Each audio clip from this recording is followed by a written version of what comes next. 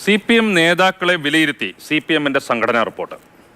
Thomas Isaac available secretariat യോഗത്തിൽ പങ്കെടുക്കുന്നതിൽ കൂടുതൽ ശ്രദ്ധിക്കണമെന്ന് ഉപദേശമുണ്ട്. KN ബാലഗോപാൽ സാമ്പത്തിക പ്രതിസന്ധിയുടെ ഘട്ടത്തിൽ നല്ല പ്രവർത്തനം നടത്തുന്നുവെന്ന് പ്രശംസയുണ്ട്. മുഹമ്മദ് റിയാസ് മാധ്യമ കടന്നാക്രമണത്തിന്റെ ഇരയെന്ന വിലയിരുത്തലുമുണ്ട്.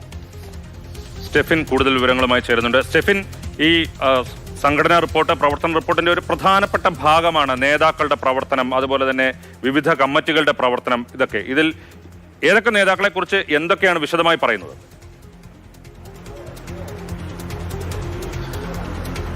രാജീവ്, നമുക്ക് ഇപ്പോൾ ലഭിച്ചിരിക്കുന്ന വിവരം അനുസരിച്ച് KK ശൈലജയ്ക്കും അതോടൊപ്പം തന്നെ KN ബാലഗോപാലിനുമൊക്കെ നല്ല രീതിയിലുള്ളൊരു പ്രശംസ സംഘടനാ റിപ്പോർട്ടിൽ ഉണ്ട്.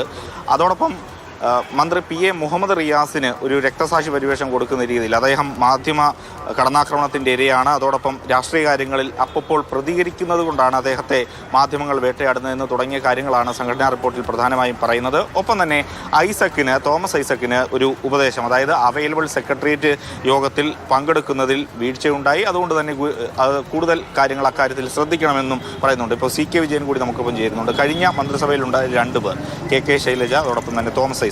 ഒരാൾക്ക് നല്ല പ്രവർത്തനമാണ് എന്ന് പറയുന്നു, തോമസ് ഐസക്കിനെ ഒരു വിമർശനം ഉണ്ടാകുന്നു. എന്തുകൊണ്ടായി? സ്വാഭാവികമായും ഈ KK ശൈലജ എന്ന് പറയുന്നത് കേരളം മുഴുവൻ അംഗീകരിക്കുന്ന, ഒരുപക്ഷെ കേരളത്തിനപ്പുറത്ത് തന്നെ വലിയ രീതിയിൽ അംഗീകാരമുള്ള ഒരു ആളാണ്. ഇപ്പം വടകര പാർലമെൻറ്റിൽ മത്സരിക്കുന്ന സമയത്ത് പോലും നമുക്കത് വ്യക്തമായതാണ്. കാരണം അവരുടെ പെരുമാറ്റം ജനങ്ങളോട് കൂടുതൽ അടുത്തിടപഴകി ഒരു ഇത് നടത്തുന്നു.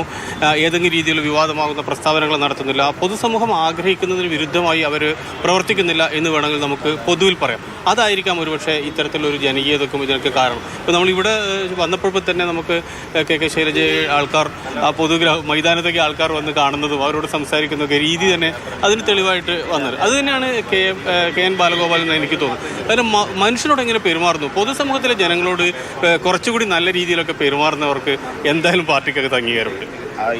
മറ്റുള്ളവരെയൊക്കെ ഒരു വരിയിലാണ് പറഞ്ഞു പോകുന്നത്. സജി ചെറിയനായിക്കോട്ടെ, KK ശൈലജ ആയിക്കോട്ടെ, KN ബാലഗോപാലായിക്കോട്ടെ. പക്ഷേ PA മുഹമ്മദ് റിയാസിന് അതുകൂടി കടന്നുകൊണ്ട് ഒരു മാധ്യമങ്ങളുടെ വേട്ടക്കിരയാവുന്നത്. എല്ലാവരും അത്തരത്തിൽ മറുപടി പറയുമ്പോൾ ഒരു പക്ഷേ വിമർശനം ഉണ്ടെങ്കിൽ മാധ്യമങ്ങൾ പറയാറുണ്ട്. അതൊന്നുകൂടി കടത്തി മുഹമ്മദ് റിയാസിന്റെ കാര്യത്തിൽ ഉണ്ട് എന്ന് തോന്നുന്നു. അതെ, റിയാസിനൊരു സ്റ്റാർ കൂടുതലുണ്ട്.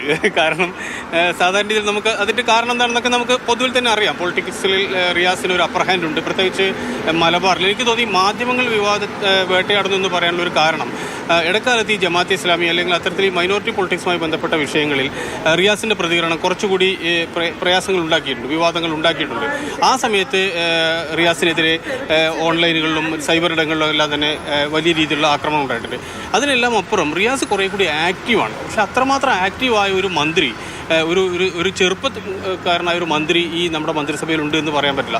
എല്ലാ കാര്യങ്ങളും അദ്ദേഹം ഇടപെടുന്നുണ്ട്. അദ്ദേഹത്തിൻ്റെ ഈ വകുപ്പ്, ഇപ്പോൾ ടൂറിസം ആയാലും പൊതുമരാമത്തായാലും വലിയ രീതിയിലുള്ള മാറ്റമുണ്ട്. ഇപ്പോൾ നമ്മളിപ്പോൾ നിന്ന് ഈ സംസാരിക്കുന്ന ഈ സ്ഥലത്ത് തന്നെ നമുക്ക് കണ്ടാൽ മനസ്സിലാവും, രണ്ട് മാസം മുന്നേ ഇതിങ്ങനെ ആയിരുന്നില്ല.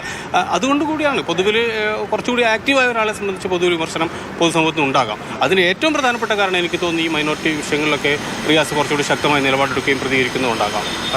അതോടൊപ്പം സജി ചെറിയാനെ സംബന്ധിച്ചിടത്തോളം പറയുന്നുണ്ട്, അദ്ദേഹം ഒരു ഭരണഘടനാ വിരുദ്ധമായ പ്രസ്താവന നടത്തി രാജിവെച്ചേണ്ടി വന്ന ഒരു ആളുകൂടിയാണ്. അദ്ദേഹത്തിൻ്റെ പ്രവർത്തനം സാംസ്കാരിക വകുപ്പിൽ നല്ല രീതിയിൽ തന്നെ മുന്നോട്ട് പോകുന്നുണ്ടെന്ന് സംഘടനാ റിപ്പോർട്ടിൽ വ്യക്തമാക്കുന്നു.